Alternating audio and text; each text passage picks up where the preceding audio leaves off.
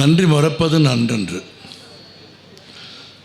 நன்றி மறப்பது நன்றன்று என்பது எவ்வளோ உண்மையோ அவ்வளோ உண்மை எனக்கு தெரிய வாழ்நாளில் மறக்க முடியாத ஒரு நன்றி உரை. நன்றியை மறக்க முடியாது, இந்த நன்றி உரையை மறக்க முடியாது. நான் ஏதோ மறைமுகமாக பகடி செய்வதாக யாரும் நினைத்து விடாதீர்கள். நான் உளப்பூர்வமாகவே அந்த நன்றி உரையை பாராட்டுகிறேன். 2 காரணங்களுக்காக பாராட்டுகிறேன். ஒன்று, ஒருவர் பாக்கி இல்லாமல் அனைவரையும் குறிப்பிட்டு ஒரு விழாவின் வெற்றிக்கு காரணமான அனைவரையும் குறிப்பிட்டு நன்றி சொன்னது ஒரு தனிச்சிறப்புடைய செயல். அதைவிட ரொம்ப முக்கியமான செயல், விழாவில் கடைசி நிகழ்ச்சியாக நன்றி உரையை வைக்காமல் முன்னதாகவே நன்றி உரையை வைத்த திருப்பூர்காரர்களுக்கு நெஞ்சம் நிறைந்த வாழ்த்து. ஏனென்றால் வழக்கமாக எல்லா நிகழ்ச்சியிலும் நன்றி உரை எப்போ இருக்கும்? தேசிய கீதத்துக்கு முன்னால் இருக்கும். பெரும்பாலும் நன்றி உரை சொல்கிற போது அரங்கத்தில் ஆட்கள் நிறைய பேர் சொல்லுங்க, நம்ம என்ன செய்வோம் நமக்கு தெரியும்ல, நம்ம செஞ்சதெல்லாம் நம்ம சொல்லணும்ல. அரங்கத்தில் நன்றி உரை சொல்லுகிற போது பெரும்பாலும் அரங்கம் காலியாக இருக்கும். தமிழர்கள் நன்றி உணர்ச்சியில் கொஞ்சம் பின்தங்கி இருப்பதற்கு அது கூட காரணமாக இருக்கலாம்.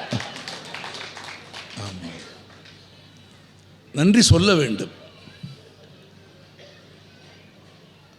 நன்றி மறப்பது நன்றென்றது என்று வள்ளுவன் சொன்னான். நன்றி மறப்பது நன்றென்று. ஆனால் ஆச்சரியமான ஒரு சிறப்பு பாருங்கள், வள்ளுவன் நன்றி மறக்காதே என்று சொல்லதோடு நிற்கவில்லை, நன்றி இல்லாததை அன்றே மறந்துவிடும் என்று சொல்லியிருக்கிறான். ஒரே குறளில் எதை நினைவில் வைத்துக் கொள்ள வேண்டும் என்று கற்றுக் கொடுத்த வள்ளுவன் எதை மறக்க வேண்டும் என்றும் கற்றுக் கொடுத்திருக்கிறான். நினைவாற்றலுக்கு பெயர் போனதுதான் சிந்தனை மூளை. எனவே இவன் எல்லாவற்றையும் நினைவில் வைத்துக் கொண்டு விடுவான் என்று அஞ்சிதான் வள்ளுவன் சொன்னான், நன்றியை நினைவில் வைத்துக்கொள், நன்றல்லது எதுவோ அதை அன்றைக்கே மறந்து விடு என்று கற்றுக் கொடுத்திருக்கிறான். புத்தகத் திருவிழா என்பது ஏறக்குறைய ஒரு தேர் திருவிழா. அது ஊர் கூடி இழுக்கிற தேர், அதுவும் அறிவு தேர். நான் உங்களுக்கு சொல்கிறேன், நன்றி உரைக்கு கூடுதலாக சில வார்த்தைகளை நான் சேர்க்க விரும்புகிறேன். நான் அறிந்த வரையில் தென்கிழக்கு ஆசியாவிலேயே மாவட்டந்தோறும் புத்தகம் திருவிழா நடத்தும் ஒரே அரசு தமிழக அரசு மட்டும்தான். இவ்வளவு பிரம்மாண்டமான ஒரு மேடை, நாற்காலி ஏற்பாடு தமிழக அரசிற்கு, உங்கள் மாண்பமைந்த மாவட்ட ஆட்சித்தலைவருக்கு தாய்மொழி தமிழ் இல்லை.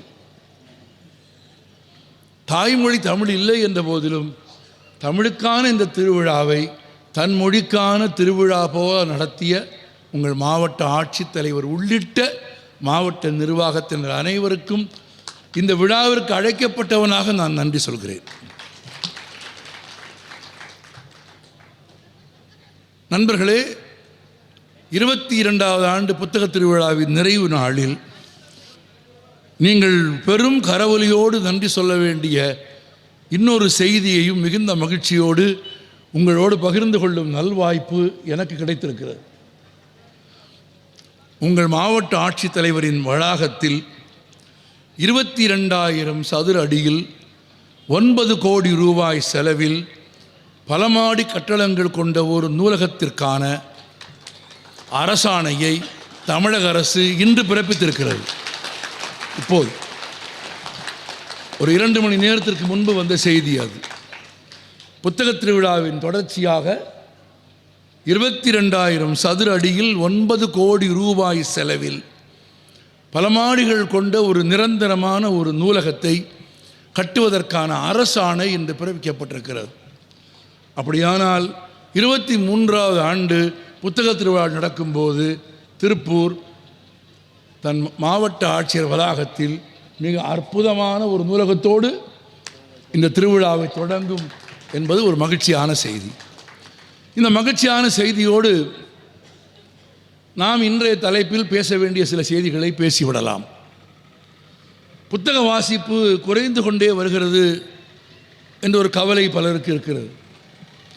உண்மைதான், ஜனத்தொகை பெருகிய அளவிற்கு வாசிக்கிறவர்களின் எண்ணிக்கை பெருகவில்லை. ஆனால் வாசிக்கிறவர்களே இல்லை என்றெல்லாம் சொல்லிவிட முடியாது. வாசிப்பு வளர்ந்து கொண்டுதான் இருக்கிறது. வாசிப்பை வளர்ப்பதற்கான பணியை நாம்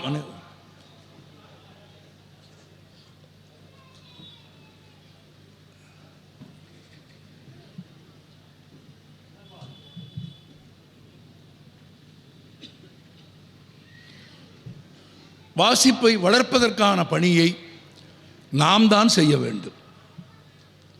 அடுத்த தலைமுறைக்கு பாரதியாரை தெரியவில்லை, அடுத்த தலைமுறைக்கு பாரதிதாசனை தெரியவில்லை, அடுத்த தலைமுறைக்கு வள்ளுவனை தெரியவில்லை, கம்பனை தெரியவில்லை. அவர்கள் அலைபேசியிலும் தொலைக்காட்சி தொடர்களிலும் தான் தங்கள் நேரத்தை கழிக்கிறார்கள் என்றால் அது அவர்களது குற்றம் மட்டும் அல்ல. பெரும்பான்மையான வீடுகளில் பெற்றோர்களே குழந்தைகளை படிக்க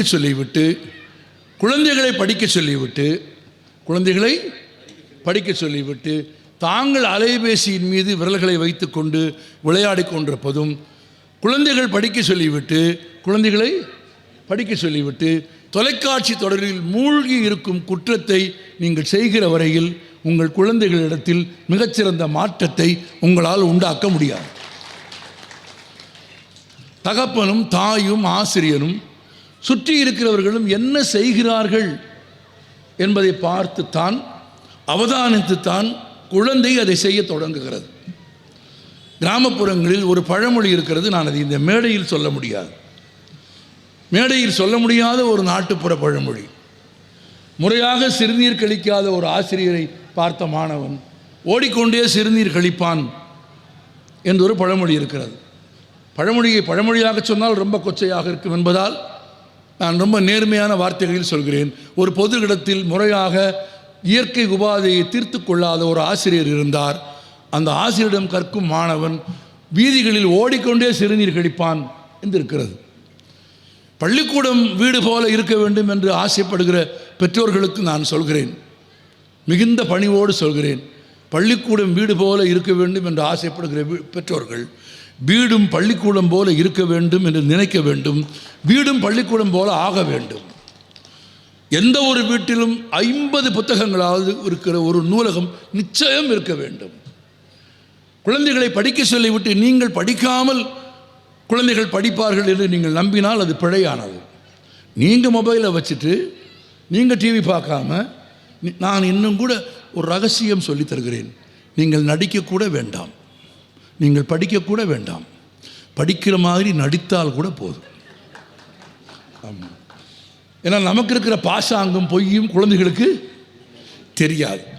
நீங்கள் படிப்பது மாதிரி நடித்தால் கூட போதும். இன்னும் கூட சொல்கிறேன், புத்தகத்தை தலைகீழாக வைத்துக்கொண்டு படிப்பது போல நீங்கள் பாவலா செய்தால் கூட, அட இவன் படிக்கிறானே என்ற அதிர்ச்சியில் குழந்தை படிக்க ஆரம்பித்து விடும்.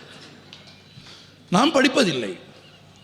நாம் முன்னுதாரணமான ஒரு வாழ்க்கை சூழலை இந்த சமூகத்தில் உருவாக்கவில்லை. அதுவும் அரசு பணிக்கோ ஒரு வேலைக்கோ ஒரு தொழிலுக்கோ வந்து சம்பாதிக்க ஆரம்பித்ததற்கு பிறகு படிக்காமல் இருப்பதற்கு பெரும்பான்மையானவர்கள் சொல்லுகிற ஒரே காரணம் நேரம் இல்லை. ஆமாம், இறந்த பிறகு சொல்வதற்கான நேரம் என்பது காலம் இல்லை என்பது, இருக்கிற வரை சொல்வது நேரம் இல்லை என்பது. காலம் இயற்கை சம்பந்தப்பட்டது, நேரம் நாம் சம்பந்தப்பட்டது. நண்பர்களே, நேரம் இல்லை என்பதை விடவும் மகத்தான பொய் எதுவும் கிடையாது. எதற்கு நேரம் இருக்கிறது என்று கேட்டால், கொடுத்த பணத்தை எவனாவது திருப்பி கொடுக்க வந்தால், அல்லது உங்களுக்கே எவனாவது கடன் கொடுக்க பணம் கொண்டு வந்தால், நேரமில்லை என்று திருப்பி அனுப்புகிற ஒரு ஆளை என்னால் பார்க்க முடியாது. ஆமாம், பதறி அடித்துக்கொண்டு நடுராத்திரியாக இருந்தாலும் வாசலில் போய் நின்று வரவேற்பீர்கள். அப்படியானால் பிரச்சனை நேரம் அல்ல, தேர்வு. எதை தேர்வு செய்ய வேண்டும் என்பதுதான் மனிதர்கள் தீர்மானிக்க வேண்டியது. எந்த பாதையில் போக வேண்டும் என்பதுதான் மனிதர்கள் தீர்மானிக்க வேண்டியது. எதை செய்ய வேண்டும் என்பதுதான். ஒரு மொபைல் வருது, எல்லா ஃபோனையுமா பேசி விடுகிறோம்? சொல்லுங்கள், மனசாட்சியை கை வச்சு. எனக்கு தெரிஞ்ச ஒரு நண்பர் அவன் பையன்கிட்ட சொல்கிறார், நீ என்ன தப்பு வேணா பண்ணிக்க. இப்படி சொல்கிறதே தப்பு. ஆனால் அவர் ரொம்ப அழுத்த நிறுத்தமாக சொல்கிறார், நீ என்ன தப்பு வேணா பண்ணிக்க, அப்பா கோவிக்க மாட்டேன். நல்ல அப்பாடா. அடுத்த வார்த்தை சொல்கிறார், பொய் மட்டும் சொல்லாத. அது மட்டும் அப்பாவுக்கு பிடிக்காது. அப்பா எல்லா குற்றங்களுக்கும் அனுமதிப்பார், பொய்யை மட்டும் அனுமதிக்க மாட்டார். இதை திரும்ப திரும்ப பையனுக்கு சொல்லிவிட்டு 10 அடி நடந்து போகிறாரு. ஃபோன் வருது. யாருன்னு பாரு அப்படின்னா அவன் எடுத்து பார்த்துட்டு சித்தப்பாங்கிறான். இல்லைன்னு சொல்லு, முடிஞ்சிச்சு. அங்கேயே கட்டியிருந்த ஆடை காணாமல் போய்விடும். நான் அதற்கு மேல் கூடுதலாக வார்த்தைகளை சொல்ல விரும்பவில்லை. தேர்வு தான். நாம் எதை தேர்வு செய்கிறோம் என்பது, வாழ்க்கையில் எதை தேர்வு செய்கிறோம். நம் முன்னே எல்லாம் கிடக்கிறது. நம் முன்னே என்ன இல்லை? இன்றைக்கி நவீனமான நாகரிகமான உலகத்தில் தூய்ப்பதற்கும் அனுபவிப்பதற்கும் அணிந்து கொள்வதற்கும் பூசிக்கொள்வதற்கும் என்ன இல்லை? எல்லாம் இருக்கிறது. வாசனை திரவியங்களை பூசிக்கொள்வோமா, சாக்கடையை பூசிக்கொள்வோமா? வாசனை திரவியங்களை தான் பூசுவோம். அழுகி போன காய்கறிகளை சந்தையில் போய் வாங்குவோமா, இல்லை 200 கிராம் வெண்டைக்காய் வாங்குவதற்காக 1/2 கிலோயாவது உடைத்து பார்க்க மாட்டோமா? 1/2 கிலோ காயாவது முனி உடைத்து பார்த்து 1/4 கிலோ வெண்டைக்காயை வாங்குவோமே தவிர அழுகிய காயை வாங்குவோமா? தேர்வு இருக்கிறது. ஒரு சிறிய பொருளை வாங்குவதாக இருந்தாலும், ஒரு சிறிய பொருளை நம் தேவைக்கு வாங்குவதாக இருந்தாலும், அதை விட ரொம்ப முக்கியமாக சொந்தமாக உழைத்து சம்பாதித்த காசில் வாங்குவதாக இருந்தால் தேய்த்து பார்த்து, ஒடித்து பார்த்து, பிரித்து பார்த்து, தூக்கி பார்த்து, என்னென்ன செய்ய வேண்டுமோ எல்லாம் பார்த்துத்தான் ஒரு பொருளை தேர்வு செய்கிறோம். அப்படியானால் தேர்வில் கவனமாக இருப்பது தான் வாழ்க்கையை தீர்மானிக்கிறது. ஒரு சமூகம் புத்தகங்களை தேர்ந்தாக வேண்டும். புத்தகங்களுக்கு நூல் என்று தமிழில் பெயர் இருக்கிறது. உண்மையில் அசலாக ஆதியில் புத்தகத்திற்கு நூல் என்று தமிழில் பெயர் கிடையாது. நூல் என்பது பின்னால் வந்த வினையாளனையின் பெயர். அது ஆச்சரியமாக இருக்கிறது. தமிழ் போல ஒரு மொழிக்கு, தமிழ் போல ஒரு மொழிக்கான புத்தகங்கள் இருக்கிறது பாருங்கள். ஒரு சிறிய குறிப்பு சொல்கிறேன், நினைவில் வைத்துக் கொள்ளுங்கள். நான் விரிவாக சொல்லவில்லை, நேரம் கருதி சொல்கிறேன். இந்த உலகத்தில் பேசப்படும் மொழிகள் மட்டும் 19,000 மொழிகள். இந்தியாவில் மட்டும் 6,000 மொழிகள் பேசப்படுகிறது. பேசப்படும் மொழிகள், வெர்னாக்குலர் லாங்குவேஜஸ். 6,000 மொழிகள் பேசப்படுவதாலே தான் பேராசிரியர் அகத்திலிங்கம் இந்தியாவை மொழிகளின் அருங்காட்சியகம் என்று வர்ணிப்பார். India is a museum of languages என்று வர்ணிப்பார். 6,000 மொழிகள் பேசப்படுகிற ஒரு நாடு இந்தியா. 19,000 மொழிகள் பேசப்படுகிற ஒரு உலகத்தில் எல்லா மொழிகளுக்கும் எழுத்து கிடையாது.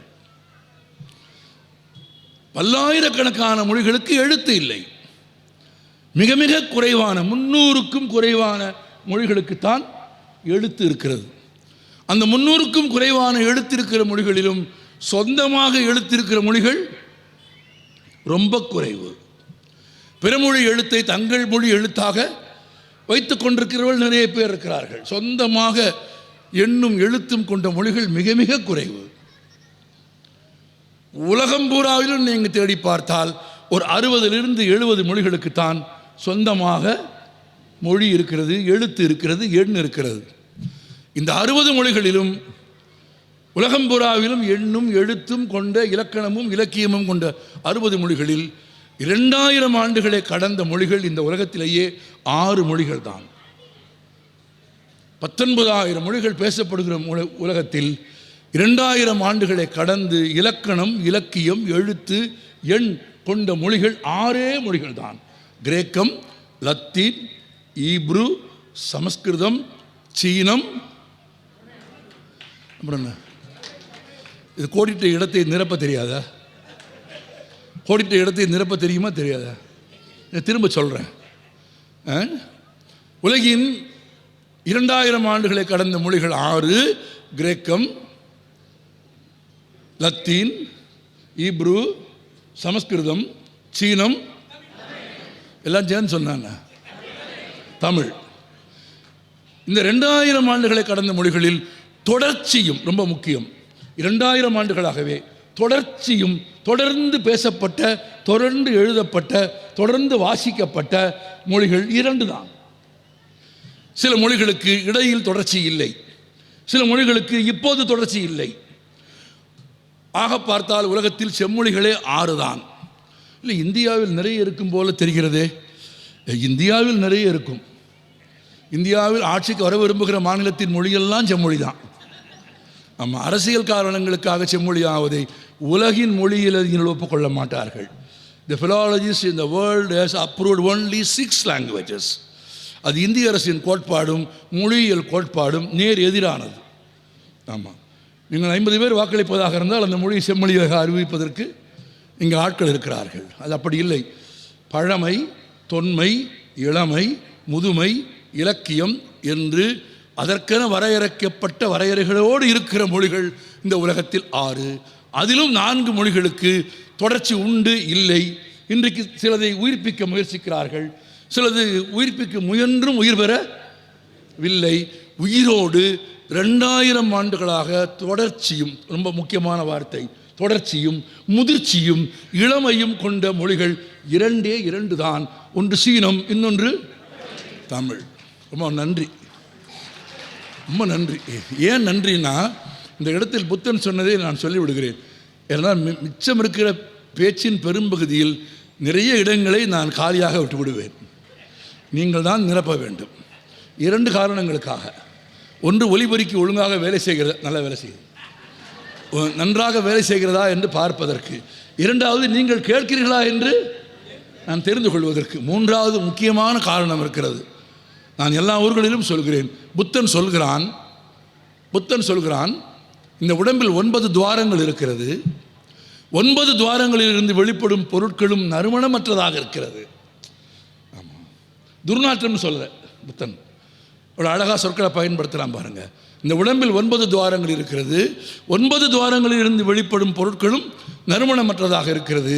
வாயிலிருந்து வரும் சொற்களாவது நறுமணம் மிக்கதாக இருக்கட்டும் என்று புத்தன் சொல்லுவான். இப்போ 2000 ஆண்டுகளை கடந்து தொடர்ச்சியும் முதிர்ச்சியும் இளமையும் கொண்ட மொழிகள் 2. ஒன்று சீனம். நிப்பாட்டிட்டீங்க பார்த்தீங்களா? ஒருத்தர் தான் சொன்னார், அவப்போ ஒருத்தர் தான். சீனம், தமிழ். அப்படி சொல்லுங்க, உற்சாகமாக இருங்க. எப்போ படிக்க ஆரம்பிப்பீங்க தெரியுமா உங்களுக்கு?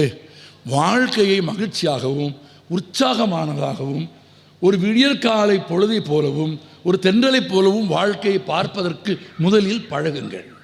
நம்ம இருக்கிற இடமே ஒரு சந்தோஷம். நம்மளை ஒருத்தர் பார்த்தாருன்னா வாங்க வாங்க வாங்க வாங்கன்னு சொல்லணும்.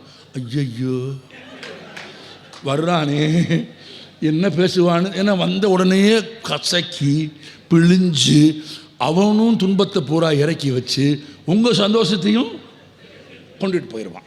நீங்கள் மீறி அவங்க கூட பேசுனீங்கன்னு வச்சுக்கோங்க, என்ன பண்ணுற? இருக்கேன். என்ன சாப்பிட்டேன். ஆமாம். எங்கே போகிறேன். ஒன்றும் கிடையாது. இது மாதிரி ஆட்களோட சகவாசம் வச்சக்கூடாதுங்கிறத விட முக்கியம், ரொம்ப முக்கியம், அது மாதிரி ஆளாக நம்ம இருக்கக்கூடாது. அது ரொம்ப முக்கியம். ஏதோ மற்றவனை பற்றி பேசி நம்ம தப்பிச்சுட்டு போயிடக்கூடாது. உற்சாகமாக இருக்கணும். குழந்தையின் உற்சாகத்தோடு இருக்க வேண்டும்.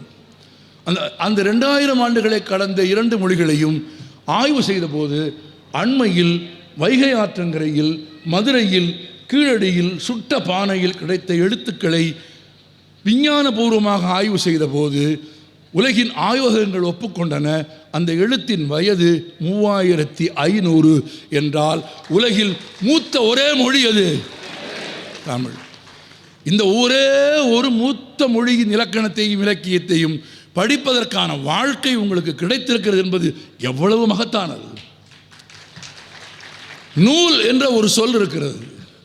உண்மையில் நூலுக்கு தமிழில் பொருள் இழை, ஒரு பொருள் இழை. இழைக்கப்பட்டிருக்கிறது எல்லாமே நூல். அது பொன்னாக இருந்தாலும் சரி, மண்ணாக இருந்தாலும் சரி, இழைக்கப்பட்டிருந்தால் அது நூல், ஒரு பொருள். 2வது பொருள், குறிப்பிடத்தக்க பருத்தி, சணல், கம்பளி போன்றவற்றில் இருந்து இழைகளாக எடுக்கப்பட்டு முறுக்கி சேர்க்கப்பட்டதற்கு இன்னொரு பெயர் என்ன? நூல். 2வது பொருளா? 3வது பொருள் நூல். நூல் என்றால் அளவு. சிலை செய்கிற போது, கல் நகர்த்துகிற போது என்ன சொல்லுவாங்க? ஒரு நூல் விலகி இருக்கு. அப்போ நூல் என்கிற சொல் தமிழில் எதை குறிக்கிறது? முதல்ல என்ன சொன்ன? இழை. இரண்டாவது பருத்தியில், கம்பளியில், சணலில் இருந்து எடுத்து முறுக்கி எடுக்கப்பட்ட கயிறு நூல். 2. மூன்றாவது, நூல் என்பது அளவை குறிக்கும். அளவை குறிக்கும். 4வது, நூல் என்பது என்ன தெரியுமா உங்களுக்கு? இதுக்கு ஒரு வரலாறு இருக்கிறது. நண்பர்களே, ஒன்று நினைவில் வைத்துக் கொள்ளுங்கள். நாம் அணிந்திருக்கிற உடைக்கு வரலாறு இருக்கிறது. நாம் அணிந்திருக்கிற உடைக்கு ஒரு வரலாறு இருக்கிறது. உண்ணுகிற உணவுக்கு ஒரு வரலாறு இருக்கிறது. இட்லி தமிழர்களின் உணவே கிடையாது. இட்லி தமிழ்நாட்டுக்கு வந்த உணவு. ஆமாம், அது ஆந்திராவில் இருந்து தான் தமிழ்நாட்டிற்கு கொண்டு வந்தார்கள். முதலில் ஆந்திராவிலிருந்து தமிழ்நாட்டிற்கு வந்து கடை போட்ட போது அதன் சுவையில் சாப்பிட்டு மயங்கி சொத்தை எழுதி கொடுத்தவனெல்லாம் எங்கள் ஊரில் இருக்கான். ஆமாம், அந்த அளவுக்கு தேயிலை நமக்கு பழக்கமான பானம் கிடையாது. 1930களில் 35களில் மதுரையில் எனக்கு தெரிய முன்னோர்கள் சொல்லியிருக்கிறார்கள், தேநீர் இலவசமாக தரப்படும்.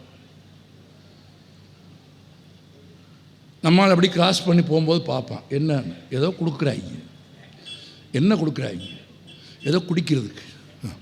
என்னது? சும்மா தான் கொடுக்குறான். சும்மா கொடுக்குறான்னா பினாயிலாக இருந்தாலும் நம்மால் குடிச்சு பார்க்கணும்னு ஒரு முடிவு எடுப்பான். சும்மா கொடுக்குறான்னா பினாயிலாக இருந்தாலும் குடிச்சு பார்ப்போம், சும்மா கொடுக்குறாங்கல்ல அப்படின்னு.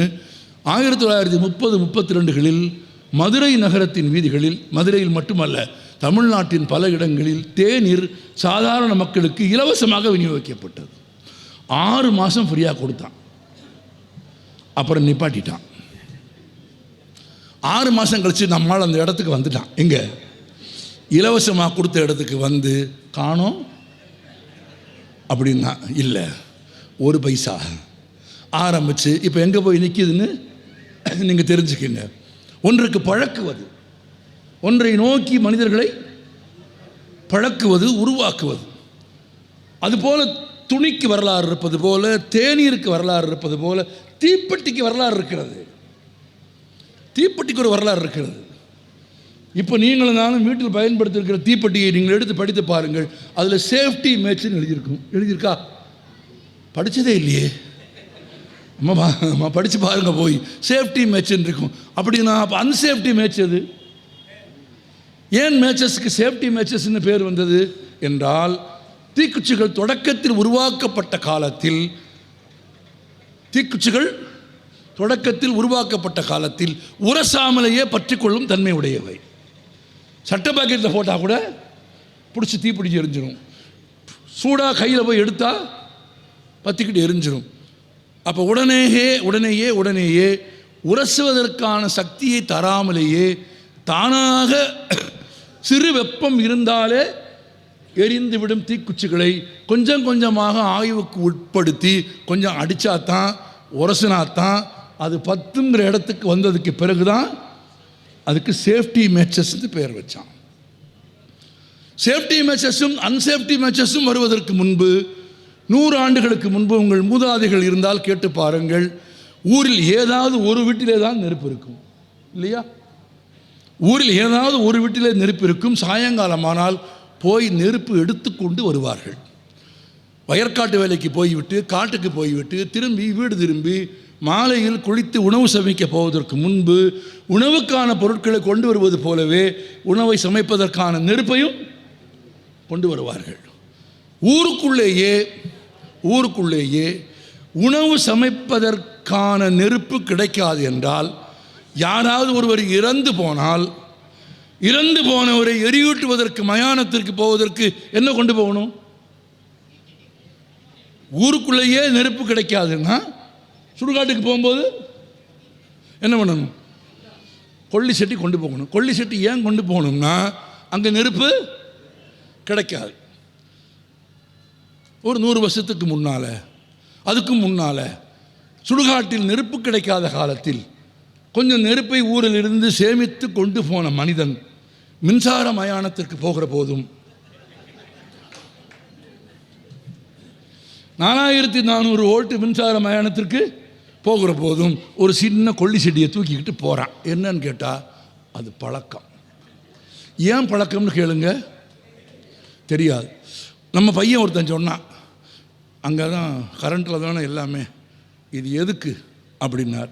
அவர் சொந்தக்காரர் சொல்லிட்டார், இதை எடுத்துகிட்டு போகலன்னா உங்கள் அப்பன் திரும்ப வந்துடுவான்னு. அவர் சொந்தக்காரர் சொன்னோடனே அந்த பையன் சொன்னான், கொஞ்சம் பெருசாக போடுன்னா, எங்கள் அப்பன் திரும்ப வந்துட போகிறானோ அப்படின்னு. நமக்கு இப்படி நிறைய இருக்குது நம்மக்கிட்ட பழக்கங்கள், வரலாறு தெரியாமலேயே. ஒன்றும் இல்லை, லைட் எரியுதில்ல, என்ன செய்கிறோம்? ஏன்னு சொல்லுங்க. ஏன் தெரியாது. இதை விட பெரிய கொடுமை, செய்யாமல் இருக்கிறத எவனாவது பார்த்துருவானோ ஒன்று, பார்த்துட்டு அவன் செய்கிறத பார்த்துட்டு பதறி போய் செய்வோம். இல்லை, ஆதியில் மின்சாரம் இல்லை, இருட்டு இருந்தது. வெளிச்சம் எப்போது வரும் என்று மனிதன் காத்திருந்தான். ஏன் காத்திருந்தான்? விலங்குகளுக்கு இரவில் கண் தெரியும், மனிதனுக்கு இரவில் கண் தெரியாது. அப்போ மனிதன் தோற்கிற இடம் எது? இரவு. இரவில் எல்லா விலங்குகளுக்கும் கண் தெரியும், மனிதனுக்கு தெரியாது. விலங்குகளிடம் தோற்றுக்கொண்டே இருந்த மனிதன், விலங்குகளால் வேட்டையாடப்பட்டு கொண்டே இருந்த மனிதன் காலையில் சூரியன் எப்போது வரும் என்று காத்திருந்தான்.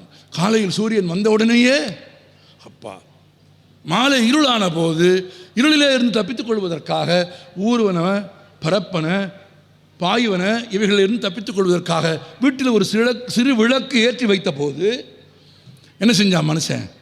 தன்னை இருளிலிருந்து மட்டுமல்ல, தன்னை பிற உயிர்களிடமிருந்து காப்பாற்றும் ஒளியை மனிதன் வணங்கினான். எடிசன் தான் இதை கண்டுபிடிச்சார். 12 ஆண்டு கால உழைப்பு எடிசன். 12 ஆண்டு காலத்தில் ஏறக்குறைய 1200 பல்பை எடிசன் உடைச்சிருக்கார், அல்லது எரிஞ்சிருக்கு, அல்லது வெடிச்சிருக்கு. அவர் ஏதாவது ஒரு உலோகத்தை போடுவார், பல்பு எரியும், 10 நிமிஷம் எரியும், மகிழ்ச்சியாக பார்த்துக்கிட்டே இருப்பார், டப்புன்னு போயிடும். அடுத்த ஒரு உலோகத்தை மாற்றுவார், 10 நிமிஷம் எரிஞ்சுக்கிட்டே இருக்கும், மொத்தமாக வெடிக்கும். ஒரு முறை ஒட்டுமொத்த அவருடைய பரிசோதனை சாலையும் எரியூட்டப்பட்டு விட்டது. ஏறக்குறைய 1200 முறை 12 ஆண்டுகள் எந்த உலோகத்தை பயன்படுத்தினால் மின்சாரத்தை பயன்படுத்தி எரியாமல், வெடிக்காமல், புகையாமல் ஒளி மட்டும் தரக்கூடிய ஒரு பல்பு கிடைக்கும் என்று எடிசன் போராடி இருக்கிறார். இது வரலாறு. நம்ம உட்கார்ந்துருக்கோம்னா அதுக்கு ஒரு ஹிஸ்ட்ரி இருக்கு. 12 ஆண்டுகளுக்கு பிறகு ஒரு நாள் இரவு 12:30 மணிக்கு டங்ஸ்டன் நிலையை பயன்படுத்தி எடிசன் ஏற்றி வைத்த மின்பார பல்பு எரிய ஆரம்பித்து விட்டது. 1 மணி நேரம் பார்த்தார், ஒன்றும் ஆகலை. 2 மணி நேரம் பார்த்தார், ஒன்றும் ஆகலை, எரியலை, புகையலை. ஆஃப் பண்ணி திரும்ப போட்டு பார்த்தார். மகிழ்ச்சி யாருக்கு? எடிசனுக்கு. 12 ஆண்டு கால உழைப்பிற்கு பிறகு ஒருத்தன் கிடைச்சா எப்படி இருக்குன்னு யோசிச்சு பாருங்க. நேராக படுக்கை அறைக்கு போய் மனைவியை எழுப்பினார். அம்மா அம்மா, என்ன முதல் மின்சார விளக்கு எரிகிறது, அணைச்சிட்டு தூங்கு. அந்த அம்மாவோட இம்மீடியட் ரியாக்ஷன் அதான், அணைச்சிட்டு தூங்கியா அப்படின்னு. இது இவ்வளவுதான் உலகம். ஆனால் இந்த வரலாறு எவ்வளவு, ஒரு சின்ன சிரிப்பு இருக்கா, ஒரு கண்டுபிடிப்பு. ஆனால் நீங்கள் நன்றாக யோசித்து பாருங்கள். 12 ஆண்டுகளுக்கு பிறகு மேசையில் எரிவதற்கு முன்பு முதல் மின்சார விளக்கு எடிசனின் மண்டைக்குள், சிந்தனைக்குள், மூளைக்குள் எரிந்திருக்கும் என்று நீங்கள் ஊகித்தால் நீங்கள் கெட்டிக்காரர்கள். இதையெல்லாம் கொடுப்பது எது? நூல். இந்த நூலுக்கு நூல் என்று ஏன் பெயர் வந்தது? எப்படி மின்சார விளக்கிற்கு, தீப்பெட்டிக்கு, அணிந்திருக்கிற சட்டைக்கு ஆரம்பத்தில் மனிதன் மானத்தை காப்பாற்றுவதற்காக உடை அணியவில்லை. மனிதகுல வரலாறு சொல்லும் நேரடியான உண்மை. ஆமாம், பைபிளில் கூட ஒரு கதை இருக்கிறது. அறிவின் கனியை சாப்பிட வேண்டாம் என்று கடவுள் சொன்னதற்கு பிறகு கூட சாத்தான் பாம்பு உருவத்திலே வந்து அது சாப்பிடுமாறு சொன்னது. சாப்பிட்ட பிறகுதான் ஆதாமுக்கும் ஏவாளுக்கும் வெட்க உணர்ச்சி வந்தது. பிறகு ஆடை அணிந்து கொள்ள தொடங்கினார்கள் என்று விவிலியத்திலே ஒரு கதை இருக்கிறது. அண்மையில் கூட நான் ஒரு சிறிய துணுக்கு படித்தேன். சட்டை விலையும், பேண்ட் விலையும், துணி விலையும் ரொம்ப அதிகமாகிவிட்ட கவலையில் ஒருவர் எழுதியிருந்தார். கடவுள் பெரிய தவறு செய்து விட்டார் என்று எழுதியிருந்தார். என்ன இப்படி எழுதுகிறாருன்னு படித்தா, ஐரோப்பாவில் ஆதாமையும் ஏவாளையும் கடவுள் படைத்தது தவறு. ஐரோப்பாவில் படைத்ததற்கு பதிலாக கடவுள் ஆதாமையும் ஏவாளையும் சீனாவில் படைத்திருக்க வேண்டும். சீனாவில் படைத்திருந்தால் ஆதாமும் ஏவாளும் ஆப்பிளுக்கு பதிலாக பாம்பையே சாப்பிட்டிருப்பார்கள். யோசிக்கிறான் பாருங்க, பாம்பையே சாப்பிட்டிருப்பார்கள். அவர் பாம்பையே சாப்பிட்டிருந்தால் பழத்தை சாப்பிட்டிருக்க மாட்டார்கள். வெட்க உணர்ச்சிக்கு வந்திருக்காது. என் முன்னோர்களுக்கு ஆடை வாங்க வேண்டும் என்ற அவசியமே வந்திருக்காது. அவர்கள் செய்த ஒரு பிழையால் நான் இவ்வளவு பணம் கொடுக்க வேண்டியிருக்கிறது என்று ஒருவர் எழுதியிருந்தார். மானத்தை மறைப்பதற்கு அல்ல மனிதன் ஆடை அணிந்தது, குளிரிலிருந்து தன்னை காப்பாற்றிக் கொள்வதற்காக, இயற்கையிலிருந்து தன்னை காப்பாற்றிக் கொள்வதற்காகத்தான் மனிதன் ஆடைகளை. அப்போது கூட மனிதன் எதை அணிந்தான்? இலைகளை அணிந்தான், தலைகளை அணிந்தான், மரத்தின் பட்டைகளை அணிந்தான். பிறகு விலங்குகளின் தோல் கிடைத்தது, அவைகளை அணிந்து கொண்டான். பிறகு பருத்தியிலிருந்து, சணலிலிருந்து, இப்படி ஒவ்வொன்றாக ஒவ்வொரு பொருளிலிருந்தும் கிடைத்ததெல்லாம் 20ஆம் நூற்றாண்டின் தொடக்கத்தில் செயற்கை இழை நூல் வந்துவிட்டது இல்லையா? பாலியஸ்டர் வந்துவிட்டது. இன்றைக்கு அந்த இடம் வரை மனிதன் வந்திருக்கிறாங்க என்றால் மனிதன் அணிந்திருக்கும் துணியில், உடையில் ஒரு வரலாறு இருக்கிறது. இன்னைக்கு பெரும்பான்மையான பெண்கள் அணிவது சுடிதார் தானே இல்லையா? ஏன்? சௌரியமாக இருக்கு, வசதியாக இருக்கு. ஆமாம், புடவை பண்பாடு தான், புடவை கலாச்சாரம் தான். ஆனால் இங்கிட்டு கொஞ்சம் இழுக்கணும், இங்கிட்டு கொஞ்சம் இழுக்கணும், அங்கிட்டு இழுக்கணும். இந்த ரோட்டில் போகும்போது, வண்டி ஓட்டிகிட்டு போகும்போது எந்த இடம் திறந்திருக்குன்னு பார்க்குற பேமானிகளின் கண்களிலிருந்து தப்பித்துக் கொள்வதற்கு, காமுகர்களின் கண்களிலிருந்து தப்பித்துக் கொள்வதற்கு சுடிதார் போல சிறந்த உடை எதுவும் இல்லை என்று பெரும்பான்மையான பெண்கள் அதை தேர்ந்தெடுக்கிறார்கள். ஆனால் அது தமிழர்களின் உடை அல்ல. பெரும்பான்மையான இந்திய பெண்கள் சுடிதார் அணிவதற்கு மிக முக்கியமான காரணம், இந்தியாவிலேயே முதலில் சுடிதார் அணிந்தது அவுரங்கசீப்பின் அன்பு மகள். ஆமாம், அவுரங்கசீப்பின் மகளுக்கு தான் நீங்கள்லாம் நன்றி சொல்ல வேண்டும். ஏனென்றால் சுடிதார் என்கிற இரட்டை ஆடை இல்லையா? இரட்டை ஆடை அணிகிற பழக்கம் இந்திய சமூகத்தில் இல்லை, உலகத்திலேயே பெண்களுக்கு இல்லை. ஏனென்றால் இரட்டை ஆடை அணிவது என்பது இழிவானதாக கருதப்பட்ட ஒரு காலத்தில், இன்னும் பகிரங்கமாக சொல்கிறேன், விலை மகிழராக இருக்கிறவர்கள், ஆடுகிறவர்கள், மகிழ்ச்சி ஊட்டுவதற்காக, கிளர்ச்சி ஊட்டுவதற்காக பணக்காரர்களுக்கு முன்னாலும், ராஜாக்களுக்கு முன்னாலும், சுல்தான்களுக்கு முன்னாலும் நடனம் ஆடுகிறவர்கள் தான் இரட்டை உடை அணிவார்களை தவிர பெண்கள் நீண்ட ஒற்றை ஆடை தான் அணிய வேண்டும் என்று இருந்த காலத்தில் தான் குதிரை ஏறி பழக வேண்டும் என்பதற்காக மன்னரோடு பேசி அனுமதி பெற்று முதன்முறையாக அரச குடும்பத்தைச் சேர்ந்த பெண்களும் இரட்டை ஆடை அணிய முடியும் என்று நிரூபித்தவர் அவுரங்கசீப்பின் அன்பு மகள். அவுரங்கசீப்பின் அன்பு மகள் அதற்கு நன்றி தெரிவித்து எழுதிய கடிதம் லண்டனில் இருக்கிறது. அந்த அம்மா எழுதிய கவிதை லண்டனில் இருக்கிறது. அந்த அம்மாவின் படம் லண்டனில் இருக்கிறது. லண்டன் மியூசியத்திற்கு போங்கள், பிரிட்டிஷ் லைப்ரரின்னு சொல்வார்கள். பிரிட்டிஷ் மியூசியத்துக்கு நீங்கள் போனால் இப்படி வரலாற்றின் மிகச்சிறந்த அற்புதங்களை பார்க்கலாம். ஆனால் பிரிட்டிஷ் மியூசியத்தில் பிரிட்டிஷ்காரர்களுக்கு சொந்தமானது எதுவும் இருக்காது. இது யார் எத்தனை பேருக்கு புரிந்தது என்று எனக்கு தெரியவில்லை. ஆமாம், it is a British library, but nothing British. உலகின் எல்லா நாடுகளிலும் இருந்தும் திரட்டப்பட்ட பாருங்கள், ஒரு சின்ன பிழை தமிழில் எவ்வளோ தப்பாக போயிடுது பாருங்கள். உலகின் எல்லா நாடுகளிலிருந்தும் உலகின் எல்லா நாடுகளிலும் அவர்கள் ஆண்டபோது திரட்டப்பட்ட எல்லா பொருட்களையும் திரட்டி வைத்திருக்கிறார்கள். அங்கே அவுரங்கசீப்பின் மகள் சஹானாவின் ஓவியம் இருக்கிறது. சஹானா தான் சுடிதாரை உலகின் பெண்களுக்கு அறிமுகப்படுத்தியவர். அதற்காகவாவது பெண்கள் இந்து முஸ்லீம் ஒற்றுமைக்கு போராட வேண்டும் என்று நான் பணியோடு கேட்டுக்கொள்கிறேன். இப்படி பல வரலாறு இருக்கிறது. அந்த வரலாறுகளில் ரொம்ப முக்கியமான இன்னொரு வரலாறு இன்றைக்கு நம் புத்தகம் தொடர்பாக பார்க்க வேண்டும். நான் உங்களுக்கு சொல்லிவிட்டேன், 3500 ஆண்டுகளை கடந்த மொழி எது? தமிழ். சரி, 3500 ஆண்டுகளை தமிழ் எப்படி கடந்தது? அதுக்கு ஒரு வரலாறு இருக்கணும் இல்லையா? நான் 50 ஆண்டுகளை கடந்து விட்டேன், உங்கள் புத்தகத்தில் உள்ள 22 ஆண்டுகளை கடந்து விட்டது என்றால் அதுக்கு ஒரு வரலாறு இருக்கிறது. It's a period. ஆமாம், எப்போது பிறந்தோம், எப்போது இறந்தோம் இருக்கிறது அல்லவா? அப்படின்னா 3500 ஆண்டுகளாக இந்த மொழி எப்படி கடந்து வந்தது? 3500 ஆண்டுகளுக்கு பிறகு இன்றைக்கு நீங்களும் நானும் பார்க்கிற இந்த எழுத்தை, இந்த மொழியை இந்த புத்தகங்களை நம்மிடம் கொண்டு வந்து கொடுத்தது யார்? அதை யாரெல்லாம் அந்த வேலையை செய்தார்கள் என்று யோசித்தால் அதற்கு ஒரு வரலாறு இருக்கிறது. நண்பர்களே, மொழி என்பது விலங்குகளுக்கு இல்லாத, நன்றாக நினைவில் வைத்துக் கொள்ளுங்கள், விலங்குகளுக்கு இல்லாத மனிதனுக்கு மட்டும் மனிதன் கண்டுபிடித்த மகத்தான அற்புதம். இன்னும் சொல்ல போனால் விலங்கை விட தான் உயர்ந்தவன், விலங்கை விட தான் உயர்ந்தவன் என்று மனிதன் பெருமை பேசிக் கொள்வதற்கு மனிதனுக்கு உதவியாக இருப்பது மொழிதான். மொழி இருப்பதாலே தானே எழுதி வைத்தோம், செடிக்கும் கொடிக்கும் ஓரறிவு, நத்தைக்கும் சங்குக்கும் ஈரறிவு, நண்டுக்கும் வண்டுக்கும் 3 அறிவு, கரையானுக்கும் எறும்புக்கும் 4 அறிவு, விலங்குகளுக்கு 5 அறிவு, மனிதனுக்கு எப்படி? சத்தமாக சொல்லுங்க. மனிதனுக்கு 6 அறிவு இருப்பதாக மனிதன் மட்டும்தான் சொல்லிக்கொண்டே இருக்கிறான்.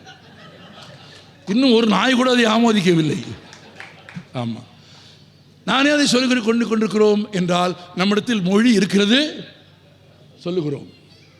இன்னும் கூட பல மேடைகளில் சொன்ன ஒரு எளிய உதாரணம், நாய்க்கு நாய் என்று பெயர் வைத்தது யார்? யார்? நம்ம தான். பூனைக்கு பூனையின் பெயர் வச்சது யார்? மொழி என்பது அதிகாரம். நீங்கள் மொழி கையில் இருந்தால் எல்லாவற்றுக்கும் நீங்கள் பெயர் சூட்டுவீர்கள். யூ வில் நேம் எவ்ரிதிங் என்பார்கள் ஆங்கிலத்தில். ஆங்கிலேயர்கள் இந்தியாவை ஆண்டபோது தெருக்களின் பெயர்களை மாற்றினார்களா? வீடுகளின் பெயர்களை மாற்றினார்களா? ஒவ்வொரு ஆட்சியும் மாறுகிற போது ஊர் பெயரும் திட்டத்தின் பெயரும் மாறுகிறதா? ஏன் மாறுகிறது? மொழியின் மூலமாக அதிகாரம் செலுத்த விரும்புகிறார்கள் மனிதர்கள் என்பதன் அடையாளம் அது. மனிதன் எல்லா உயிர்களின் மீது நாய்க்கு நாயின்னு பெயர் வச்சது நம்ம தான், பூனைக்கு பூனைன்னு பெயர் வச்சது நம்ம தான். என்ன ஒரே விஷயம், நாய்க்கு நாயினும் பூனைக்கு பூனைன்னு நம்ம பெயர் வச்சது நாய்க்கும் பூனைக்கும் தெரியாது. அவ்வளோதான், அவ்வளோதான். மொழி இருந்தால் ஒருவேளை நமக்கு பேர் வைக்கும் பொறுப்பை நாய்க்கும் பூனைக்கும் கொடுத்தால் அது அவ்வளோ கௌரவமான பேராக இருக்க வாய்ப்பே இல்லை. ஏன்னா மனிதன் அவ்வளவு மோசமான இடத்துக்கு போய்விட்டான். நான் ஒரு சின்ன உதாரணம் சொல்கிறேன். ஒரு மலையில், அது இமயமலையாக கூட இருக்கட்டும், அதற்கு பிறகு வான்வெளியில் ஒரு குறிப்பிட்ட உயரத்திற்கு பிறகு மனிதன் போக முடியுமா?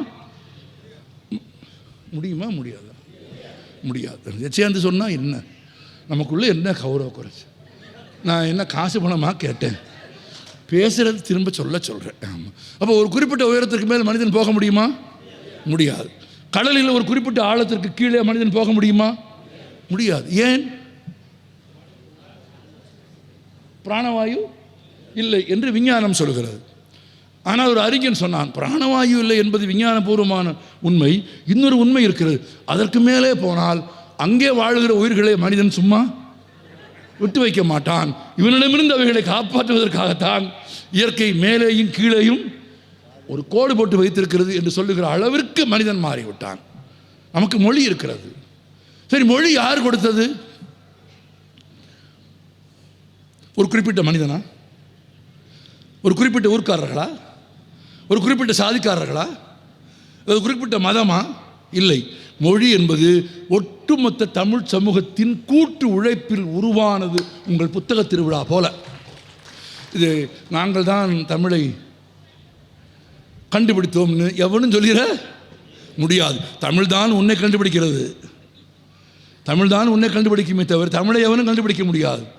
2500 3500 ஆண்டுகளுக்கு முன்பே நம் முன்னோர்கள் தாங்கள் பேசுகிற, தாங்கள் சிந்திக்கிற, நினைக்கிற செய்திகளை எழுத்துக்களாக எழுத தொடங்கினார்கள். அதை எங்கே பாதுகாத்தார்கள்? நான் தானே கேட்டேன். 3500 ஆண்டுகளாக அது எப்படி பாதுகாக்கப்பட்டது? தலைமுறை தலைமுறையாக அது எப்படி கைமாற்றி கொடுத்தார்கள் என்று பார்த்தால் 3500 ஆண்டுகளுக்கு முன்பு கீழடியில் வாழ்ந்த மனிதன் தமிழ் எழுத்துக்களை களிமண்ணில் எழுதியிருக்கிறான், சுட்ட மண்பானையில் எழுதியிருக்கிறான். இப்போ ஒருத்தர் சொல்கிறார், சுட்ட மண்பானையில் எழுதியதால் தமிழர்களுக்கு கல்வி இருந்ததாக பொருள் கொள்ள முடியாது என்று ஒருவர் சொல்லுகிறார். ஆமாம், தமிழர்கள் படித்து விடக்கூடாது என்று ஆசைப்படுகிற எல்லோருக்கும் அப்படித்தான் பொருள் வரும். எல்லோரும் படிக்க வேண்டும் என்று ஆசைப்படுகிறவனுக்கு அவர் சொல்கிறார், பாத்திர கடையில் போய் பாத்திரம் வாங்குறப்போ பாத்திரத்துக்கு பேர் அடிக்கிறவனுக்கும் பாத்திரம் வாங்குறவனுக்கும் அதில் என்ன எழுதியிருக்குன்னு தெரியுமா என்று கேட்டால், எழுதிய பேரை வாசிக்காமல்லாம் யாரும் பாத்திரம் வாங்கிட்டு போக மாட்டான். சங்க இலக்கியத்தில் 2000 ஆண்டுகளுக்கு முன்பு 49 பெண்பார் புலவர்கள் இருந்த மொழி இந்த உலகத்தில் தமிழ் ஒன்றுதான். தமிழனுக்கு படிக்க தெரியாது, தமிழர்கள் எல்லோருக்கும் படிக்க தெரியாது என்று சொல்வதால் உங்களுக்கு ஒரு மகிழ்ச்சி கிடைக்கும் என்றால் சொல்லிக்கொள்ளுங்கள். ஆனால் 3500 ஆண்டுகளுக்கு முன்பு சுட்ட மண்பானையில் தமிழை எழுதி காத்தவர்கள் எங்கள் முன்னோர்கள். அப்போ மொழி 3500 ஆண்டுகளாக எங்கிருந்து வருகிறது? முதலில் சுட்ட மண்பானையில் எழுதி வைக்கிறார்கள், பிறகு களிமண்ணில் எழுதி வைக்கிறார்கள், களிமண்ணில் எழுதி வைத்ததற்கு பிறகு கல்லில் எழுதுகிறார்கள். கல்லில் எழுதுவது வெட்டி எழுதுவதால் அது கல்வெட்டு. கல்லில் வெட்டி எழுதுகிறார்கள். மொழி எப்படிலாம் காக்கப்படுகிறது என்று பாருங்கள். பானையில் எழுதுகிறார்கள், சுட்ட பானையில் எழுதுகிறார்கள், ஈர மண்ணில் எழுதுகிறார்கள், காய்ந்த மண்ணில் எழுதுகிறார்கள், பிறகு தொடர்ச்சியாக கல்லில் எழுதுகிறார்கள். கல்லில் எழுத ஆரம்பித்ததற்கு பிறகு மனிதன் தான் பயன்படுத்திய துணியில் எழுதுகிறான், விலங்குகளின் தோலில் எழுதுகிறான். பழைய சினிமாலாம் பார்த்துருக்கீங்களா? பழைய சினிமாக்கள் எல்லாம் ராஜாக்களுக்கு தூது வரும், பார்த்துருக்கீங்களா?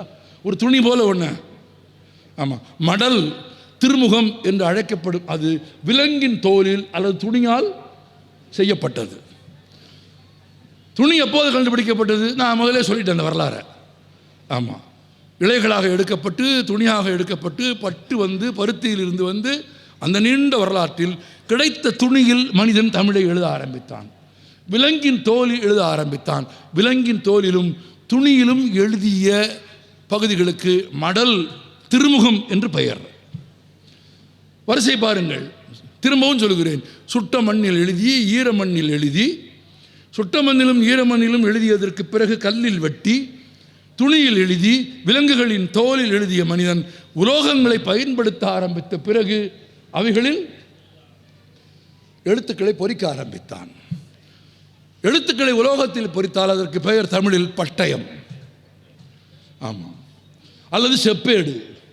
அது செம்பு தகட்டில் அடிக்கப்பட்டால் அது செப்பேடு, வேறொரு உலோகத்தில் அடிக்கப்பட்டால் அது பட்டயம். நண்பர்களே, 3500 ஆண்டுகளில் ஏறக்குறைய 1500 2000 ஆண்டுகள் வரை உலகத்தில் ஒரு உண்மை தெரிந்து கொள்ளுங்கள். கிபி 8ஆம் நூற்றாண்டு வரை, இன்னும் சொல்ல போனால் கிபி 7058ஆம் ஆண்டு வரையில் உலகத்தில் யாருக்கும் காகிதத்தையே பார்த்தது இல்லை. ஆனால் காகிதத்தை முதலில் கண்டுபிடித்தது சீனர்கள். அவர்கள் யாருக்கும் தெரியாமல் ஒழித்து வைத்தார்கள். சீனாவின் ஒரு பகுதிக்கு படையெடுத்து போன 1758ஆம் ஆண்டு கிறிஸ்து பிறந்ததற்கு பின்பு 8ஆம் நூற்றாண்டில் சீனாவுக்கு படையெடுத்து போன அரேபியர்கள் தாலமி யுத்தம் என்று வரலாற்றில் அழைக்கப்படும் அந்த யுத்தத்தில் சீனாவின் ஒரு பகுதியை தோற்கடித்து காகிதம் கண்டறியும் சீனர்களின் முறையை கற்றுக்கொண்டு வந்து உலகம் பூராவிற்கும் காகிதத்தை அறிமுகப்படுத்தினார்கள். அப்போதிலும் உலகத்தின் எல்லா பகுதிகளுக்கும் காகிதம் போய் சேரவில்லை. சீனாவில் இருந்தது, அரேபியாவில் இருந்தது, தமிழ்நாட்டிற்கு வரவில்லை.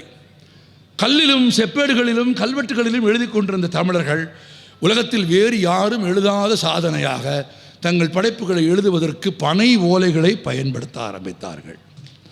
ஆமாம், பயன்படுத்தப்பட்ட பதப்படுத்தப்பட்ட பனை ஓலைகள்.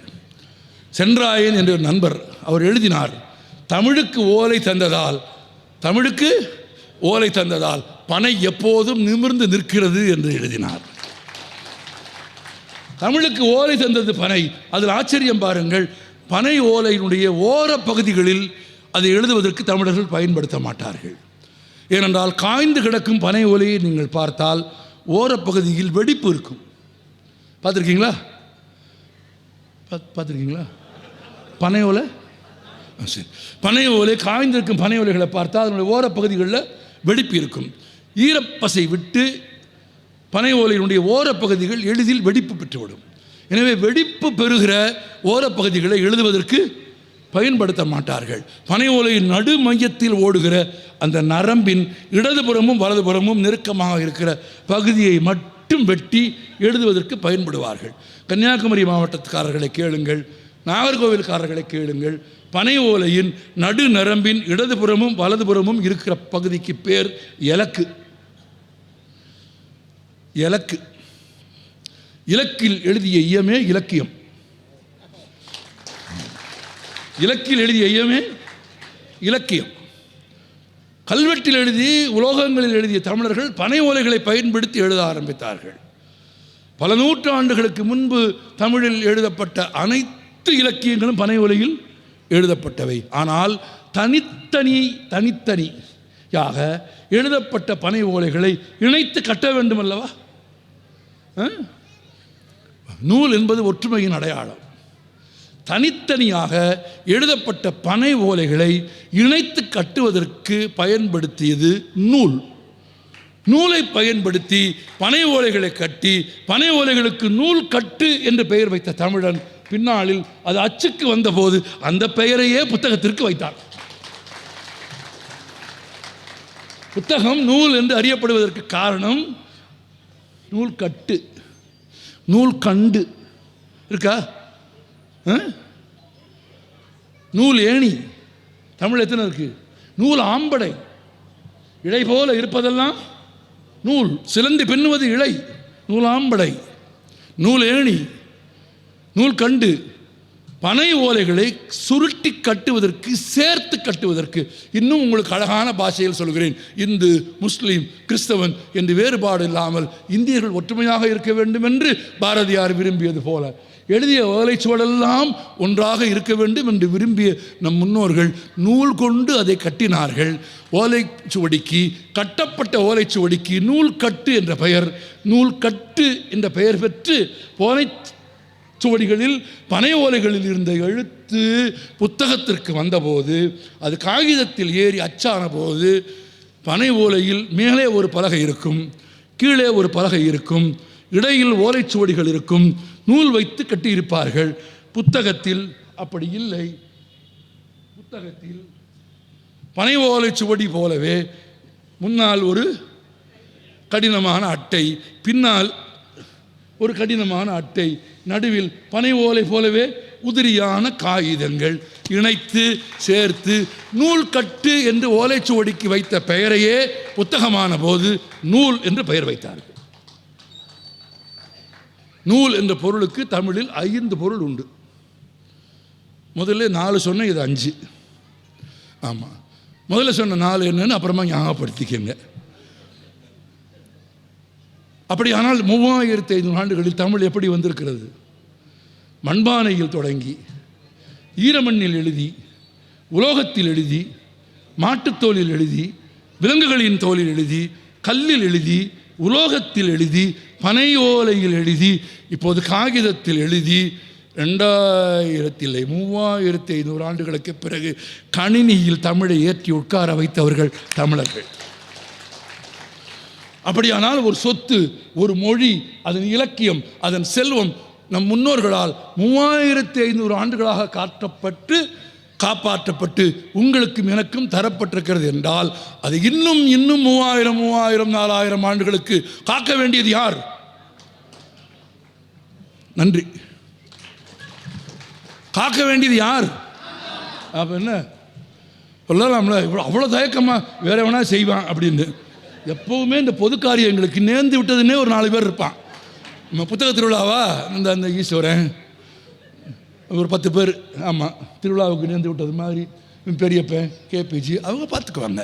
நம்ம வேலை என்ன, வந்துட்டு உட்காந்துட்டு அப்புறம் இந்த கடையில் ஏதாவது கிடச்சா சாப்பிட்டுட்டு ஒரு புத்தகமும் வாங்காமல், போன முறையை விட இந்த முறை லெட்டின் கொஞ்சம் தூரமாக வச்சுட்டாங்க, அதை கொஞ்சம் பக்கத்தில் வச்சுருந்துருக்கலாம் அப்படின்னு ஒரு பெரிய கருத்தையும் பிரச்சாரத்தையும் பண்ணிட்டு இதெல்லாம் நிறுத்திக்கிங்க.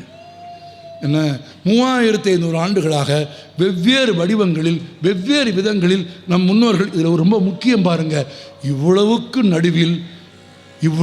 நடுவில் கடல் கொண்டு போனது நிறைய,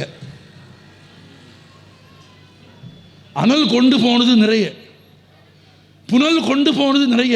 நம்மாலே கொண்டு போய் ஆற்றுல போட்டிருக்கான்.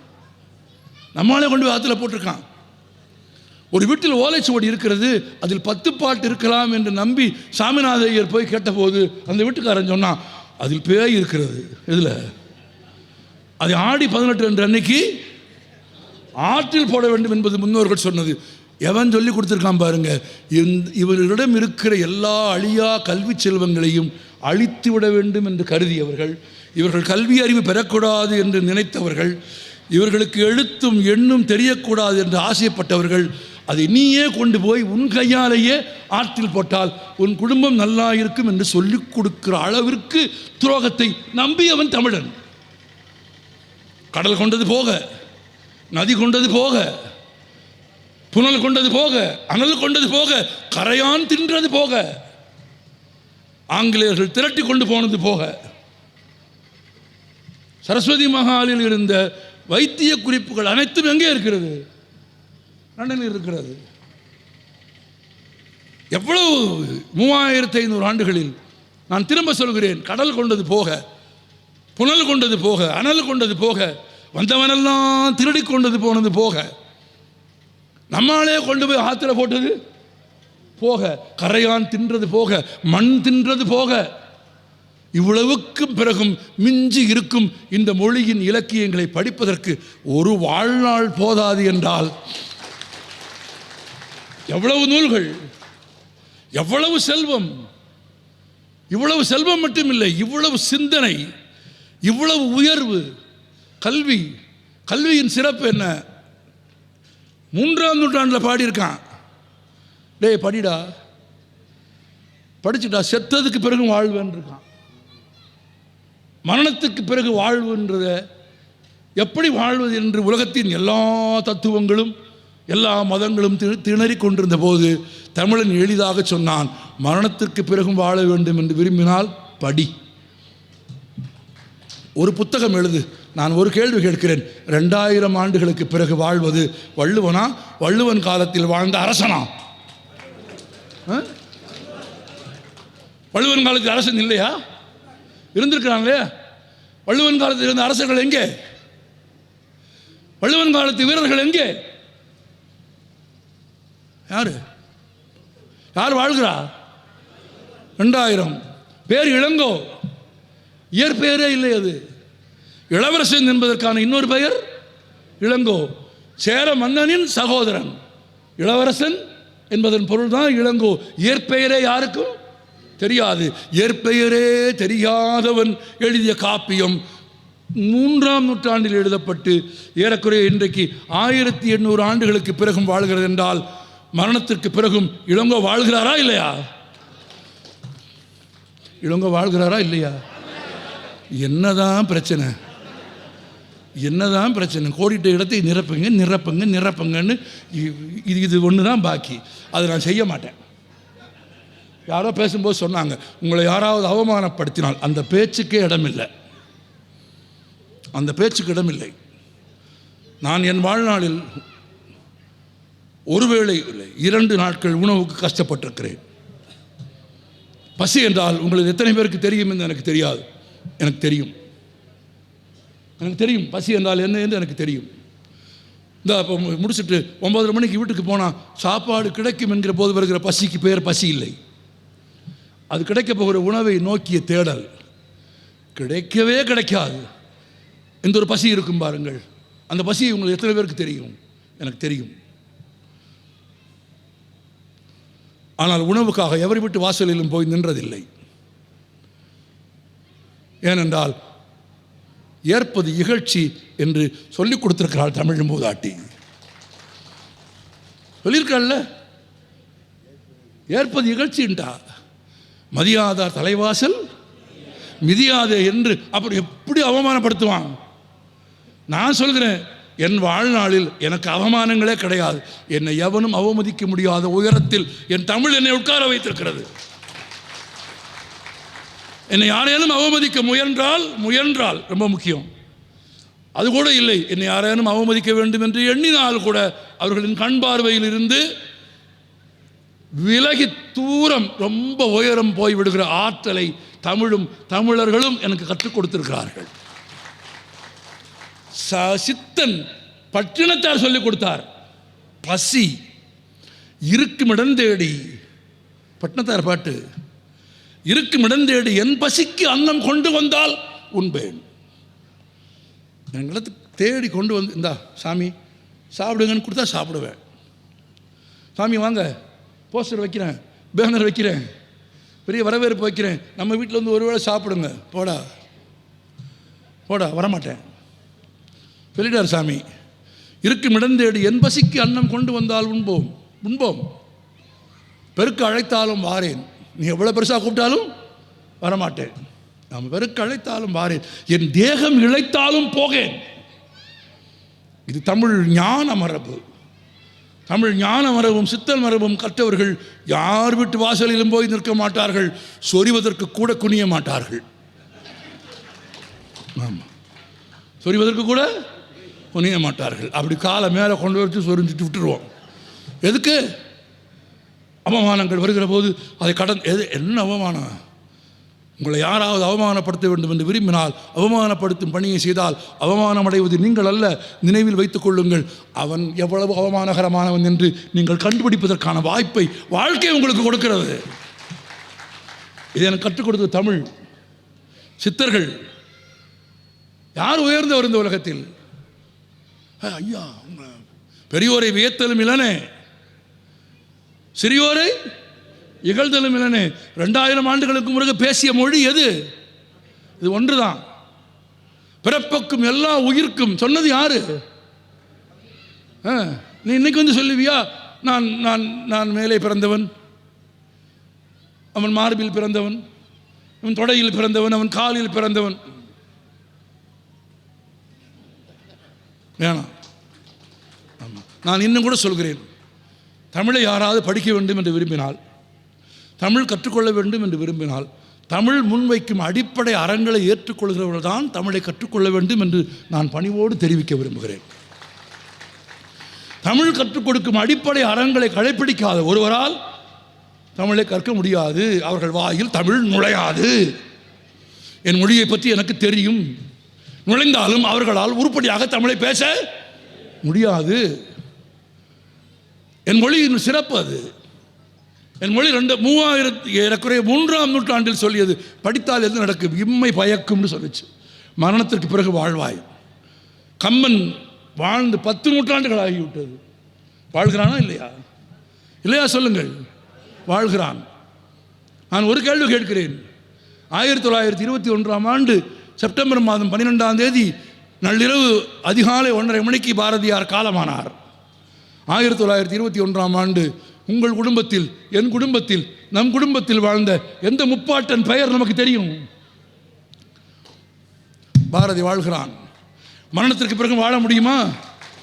முடியும். எழுதுகிறவன் வாழ்வான், வாசிக்கிறவன் வாழ்வான், இயற்கையோடு கலந்து எல்லோருக்கும் கற்பிக்கிறவன் வாழ்வான். 9 ஆண்டு காலம் சிறையில் இருந்தார் நேரு. எதற்கு திடீரென்று நேருவை பற்றி பேசுகிறாய் என்று கேட்கிறாயா? நேருவை பற்றி அவமதிக்கிறவர்களுக்கு சொல்ல வேண்டும் என்பதற்காக சொல்கிறேன். நேருவிடம் குறைகள் இல்லையா? இருந்தது. நேருவின் வாழ்க்கையில் தவறுகள் இல்லையா? இருந்தது. ஆனால் நான் நேருவை ஏன் போற்றுகிறேன்? வள்ளுவன் கற்றுக் கொடுக்கிறான் எனக்கு. குணம் நாடி, குற்றம் நாடி, அவற்றுள் மிகை நாடி மிக்க குழல். 100% தூய்மையான ஒரு மனிதன் இந்த உலகத்தில் பிறக்கவே இல்லை. குணம் இருக்குமா? இருக்கும். குற்றம் இருக்குமா? இருக்கும். நிறுத்து பாருன்னு சொல்கிறான் வள்ளுவன். அப்படி போட்டு பாரு. ஆமாம், ரொம்ப தட்டு கீழே இறங்குச்சுன்னா வேலைக்கு போயிரு. ஆமாம், இல்லை கொஞ்சம் குணமாக தான் இருக்கான், நல்லா தான் இருக்கான்னாக்கா குணம் நாடி, குற்றமும் நாடி, அவற்றுள் மிகை நாடி. எது அதிகமாக இருக்குன்னு பாரு. குணம் நல்லா இருக்கா? மிக்க குழல், அதை வச்சுக்கோ. எனக்கு நேருவிடம் குற்றம் இருக்கிறது, நேருவின் மீது எனக்கு விமர்சனம் இருக்கிறது. ஆனால் குணம் நாடி குற்றமும் நாடி என்று பார்த்தால், இன்றைக்கு எல்ஐசியை பார்க்கிற போது, இன்றைக்கு வங்கிகளை பார்க்கிற போது, நெய்வேலி லிக்னைட் கார்ப்பரேஷனை கடந்து போகிற போது, இந்தியாவின் வளமிக்க பொதுத்துறை நிறுவனங்களையும் அணைகளையும் கடந்து போகிற போது நான் பண்டித நேருவுக்கு நன்றி சொல்கிறேன். இன்றைய இந்தியாவின் சிற்பி அவர். 9 ஆண்டு காலம் சிறையில் இருந்தார். சும்மாலாம் கிடையாது. லண்டனில் படித்தவர். எங்கே படித்தார் என்று தெரியவில்லை என்றெல்லாம் கேட்க முடியாது நீங்கள். லண்டனில் படித்தார். ஆக்ஸ்போர்ட் பல்கலைக்கழகத்தில் படித்தார். அதுவும் பாட்டனி படித்தார். ஆக்ஸ்போர்ட் பல்கலைக்கழகத்தில் பாட்டனி படித்த பெரும் செல்வந்தனான நேரு 9 ஆண்டுகள் சிறையில் இருந்தார். நண்பர்களே, 9 ஆண்டுகளும் நேரு சிறையில் இருந்தபோது செய்ததெல்லாம் உண்பதும் குளிப்பதற்குமான நேரம் தவிர மீதி நேரம் பூராவிலும் வாசித்தார், படித்தார். படித்தது மட்டுமில்லை, படித்ததை தன் மகளுக்கு கடிதமாக எழுதினார்.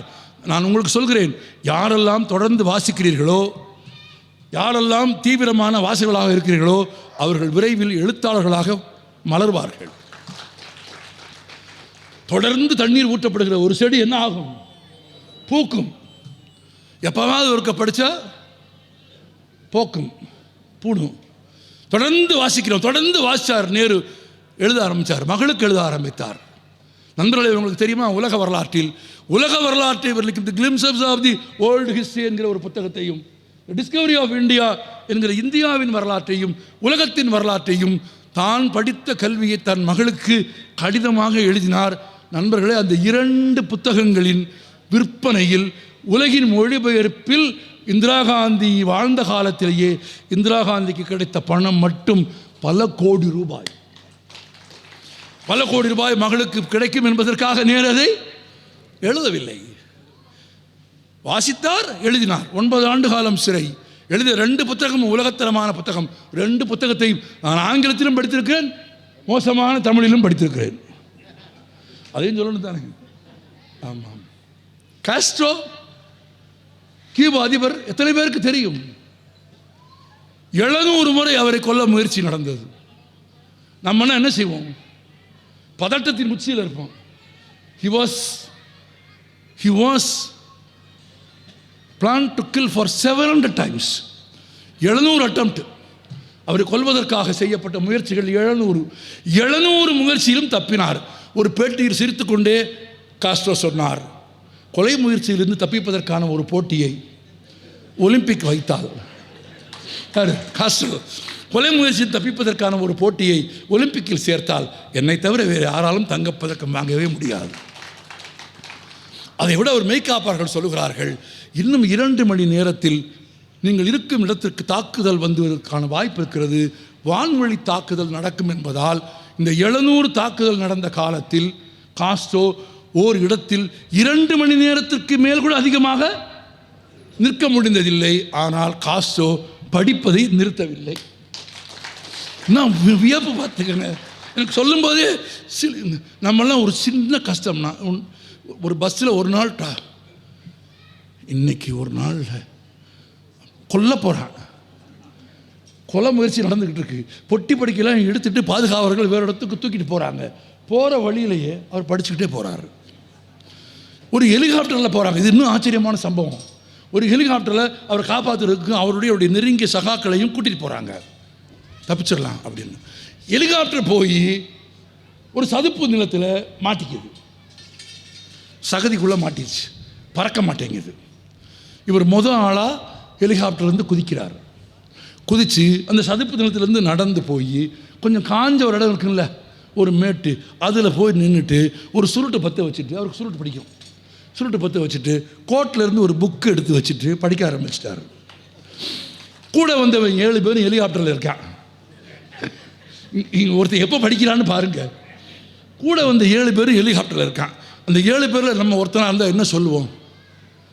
இவன் ஒரு தலைவனா, இவன் ஒரு மனுஷனா, கெட்டிக்காரதனமாக இறங்கி இவன் மட்டும் போய் மேட்டில் நின்றுக்கிட்டு ஒரு சுருட்டை பற்ற வச்சுட்டு குடிக்கிறானு, இவனை நம்பி இவனுக்கு பின்னால் வரலாமா அப்படின்னு தான் நம்ம பார்ப்போம். ஆனால் அவன் 7 பேரும் இறங்கி கீழே வந்துட்டான். அவரு குடிச்சிட்டு படிச்சுக்கிட்டு தான் இருந்தார். ஆனால் 7 பேரில் ஒருத்தன் நம்மாள், அவன் பொறுக்காமல் கேட்டான், ஃபிடல் ஒரு சந்தேகம் அப்படின்னு. என்ன அப்படின்னா, எங்களை காப்பாற்ற வேண்டும் என்று உங்களுக்கு தோன்றவே இல்லையா? நீங்கள் புத்தகம் படிச்சுட்டு இருக்கீங்களே, எங்களை காப்பாற்ற வேண்டும் என்று உங்களுக்கு தோன்றவே இல்லையா? ஒரு தலைவன் சொன்னான், உலகத்தின் ஆகச்சிறந்த அழகிய பதில், தன்னைத்தானே காப்பாற்றி கொள்ள முடியாத தளபதிகள் என்னோடு இல்லை. தன்னைத்தான் காப்பாற்றிக் கொள்ள முடியாத தளபதிகள் என்னோடு இல்லை.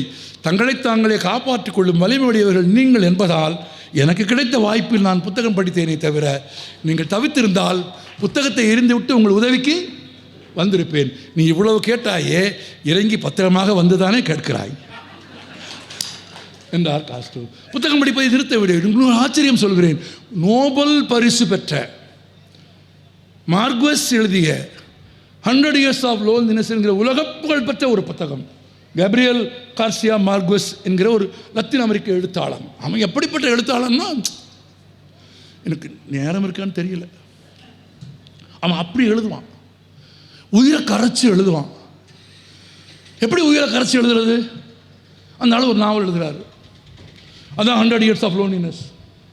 அந்த நாவலில் ஒரு மிலிட்ரி ஜெனரல் வர்றாரு.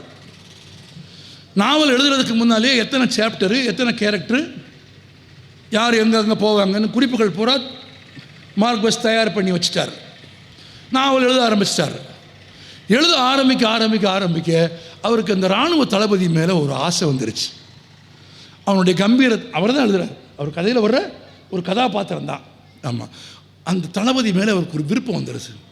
ஆனால் கெட்டிக்காரனாக இருக்கானே, திறமைசாலியாக இருக்கானே, இவன் எப்போ சாகுறான் அப்படின்னு புரட்டி பார்த்தா 4வது அத்தியாயத்தில் அவன் செத்து போகிற மாதிரி இவர் குறிப்பு எழுதி வச்சுருக்கார். இவர் முடிவு பண்ணிட்டார், இவ்வளோ நல்லவன் சீக்கிரம் சாகக்கூடாது. யார் இது எழுதுறது? அவர் கதை, அவர் நாவல், அவன் இன்னொரு ஆள்லாம் கிடையாது, அவருடைய கதாபாத்திரம். ஆமாம், இவ்வளோ நல்லவன் சீக்கிரம் சாகக்கூடாதுன்னு முடிவு எடுத்து அவனுடைய மரணத்தை தள்ளி போடுறார். 4வது அத்தியாயத்தில் அவன் சாகலை. அவன் 5, 6, 7, 8, 9ன்னு 12, 13 அத்தியாயம் வரைக்கும் ஜாலியாக திரிகிறான். யார்? அந்த இராணுவ தளபதி. இங்கே பேச மாட்டீங்க, நான் குடிக்க தான் போகிறேன். அந்த இராணுவ தளபதி அவன் ஜாலியாக திரிகிறான். ஏன்னா யாருடைய விருப்பத்தில்? இப்போ கிறிஸ்மஸ் வந்துச்சு, விடிஞ்சா கிறிஸ்மஸ், ஊரே கொண்டாடிக்கிட்டு இருக்கு. ஆமாம், வெளியில் எங்கோ போயிட்டு வீட்டுக்கு தேவையான சாமான்லாம் வாங்கிட்டு வந்துட்டு மனைவி படுக்க போயிட்டாங்க. மார்க்வெஸ் தன் அறையில் உட்கார்ந்து எழுதிக்கிட்டு இருக்காரு. அது 14வது அத்தியாயம். அவரது விருப்பத்தை மீறி, அவரது காதலை மீறி அந்த இராணுவ தளபதியின் மரணத்தை அவரது பேனா எழுதி விடுகிறது. எழுதிட்டார், அவன் செத்துட்டான். அவரால் அதுக்கு மேலே எழுத முடியல. கூட இருக்கிறவன் செத்து போனாலே போயிட்டானா, எத்தனை மணிக்கு ரைட் அப்படின்னு சொல்கிற ஒரு உலகத்தில் தான் உருவாக்கி ஒரு கதாபாத்திரம் இறந்து போகிறது. தன்னை மீறி கை எழுதிருச்சு, பேனாவை கீழே வச்சிட்டார். அவருக்கு கண்ணீர். விடிஞ்சா கிறிஸ்மஸ், ஒரே கொண்டாட்டத்தில் இருக்கு, வெளியே ஒரே வேட்டு சத்தம் இருக்கு. துக்கமா எந்திரிச்சு படுக்கை அறைக்கு போகிறார். மனிதர்கள் எப்படி வாழ்கிறாங்கன்னு பாருங்க, ரத்தமும் சதையுமா வாழ்கிறாங்கன்னு பாருங்க. மனைவி படுத்திருக்காங்க, அவங்கள தொந்தரவு பண்ணாமல் மெதுவாக போய் பக்கத்தில் மார்க்வெஸ் படுத்துக்கிறார். கணவர் வந்து படுத்த உடனேயே அவங்க மெதுவாக தோளில் கை போட்டு அவர் மேலே கை போட்டு அவரை அரவணைக்கிறாங்க. அவர் விம்மி விம்மி அழுதுகிட்டு இருக்கார். கணவரை தன் பக்கம் இழுத்து கட்டி அணைத்து கொண்டு தானும் கண்ணீரில் பெருகிய கண்ணீரில் அழுதபடி அவரது மனைவி கேட்டார், கேப்டன் இறந்து விட்டாரா என்று.